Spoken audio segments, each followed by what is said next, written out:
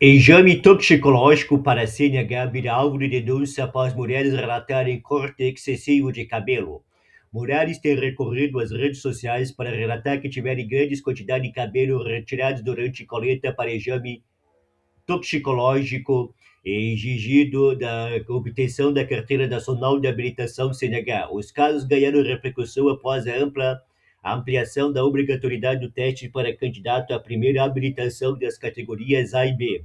O exame, que já era exigido de motorista da categoria C, D e E, passou a ser necessário também para quem busca a primeira habilitação para conduzir motos, ciclomotores e carros de passeio. Com a mudança, relatos sobre forma de coleta passaram a circular nas redes sociais.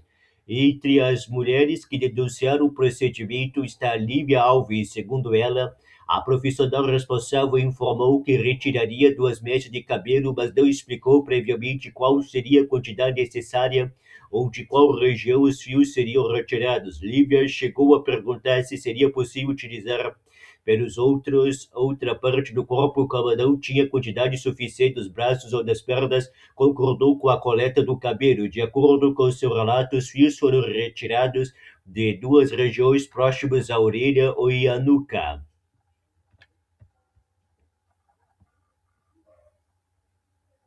A dimensão do corte só teria ficado evidente depois que deixou a sala de atendimento.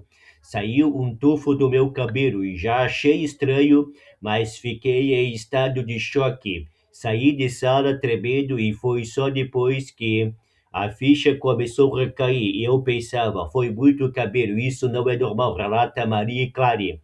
Após publicar um vídeo sobre o caso, Lívia afirma que recebeu comentário de profissionais que explicaram como a coleta deveria ser realizada. Segundo ela, também houve uma resposta do laboratório responsável pelo atendimento. Basicamente disseram que eu estava exagerando e fazendo tempestade em copo de água, mas não foi uma quantidade pequena. No vídeo não dá para ter noção de como está enquanto cresce, afirma.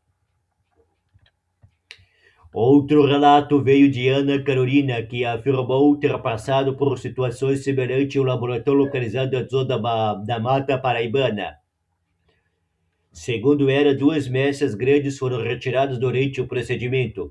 Ainda de acordo com o relato, uma das embalagens utilizadas para guardar o material chegou a ser danificada, o que levantou a possibilidade de uma nova coleta. Ana questionou a necessidade de cortar novamente os cabelos e sugeriu que o recipiente fosse substituído. Depois do atendimento, ela percebeu a extensão das áreas cortadas e relatou ter sentido dor durante a coleta. Com a repercussão do caso, o laboratório informou ter realizado uma apuração interna e identificado uma falha do processamento. No procedimento, a coleta do material é regulamentada pela Resolução número 923/2022 do Conselho Nacional de Trânsito, CONTRAN. A norma determina que o profissional responsável esclareça ao condutor como o procedimento será realizado antes do início do exame. A orientação é que os fios sejam retirados preferencialmente da região posterior da cabeça, abaixo de uma mecha separada. O objetivo é evitar falhas visíveis. A regulamentação também prevê treinamento periódico dos profissionais responsáveis pela coleta. A advogada Ana Beatriz, especialista em direito de trânsito, explica que o procedimento não deve ser definido livremente pelo profissional. A coleta deve seguir uma norma técnica oficial. A regra geral é retirar apenas uma pequena mecha suficiente para o exame, sem deixar falhas visíveis do couro cabeludo. Não se raspa a cabeça. A raspagem é prevista para pelos do corpo quando a pessoa não tem cabelo disponível do tamanho necessário, explica. Além das regras sobre a coleta, os laboratórios devem fornecer informações sobre as etapas do exame. A documentação também deve registrar a autorização do condutor para a realização do teste com inclusão do resultado do Registro Nacional de Condutores Habilitados RENAS. É muito importante que a pessoa seja informada. Sem informação e sem autorização prévia, o procedimento não está correto, ressalta a advogada.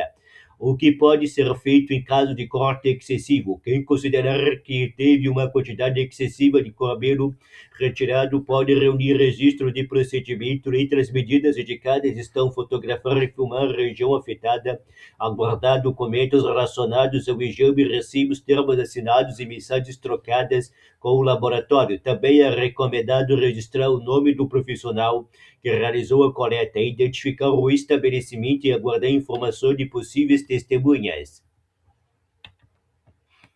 A reclamação pode ser apresentada ao próprio laboratório e, dependendo do caso, também à vigilância sanitária do PROCON, ao conselho profissional responsável e aos órgãos de trânsito. A relação com o laboratório é uma relação de consumo. A responsabilidade é objetiva, então a pessoa não precisa provar que houve intenção ou culpa. É necessário demonstrar a falha, o dano e a ligação entre os dois. Explica, de acordo com as informações apresentadas, dependendo das circunstâncias, pode ser discutido os pedidos de indenização por danos estéticos e morais ou o ressarcimento de despesas relacionadas ao tratamento necessário após a coleta. O Superior Tribunal de Justiça reconhece possibilidade de acumulação de indenização por dano estético e dano moral. O Código de Defesa do Consumidor estabelece prazo de 5 anos para buscar reparação por danos decorrentes da prestação de um serviço, contando a partir do momento em que o consumidor toma conhecimento do dano e de sua autoria.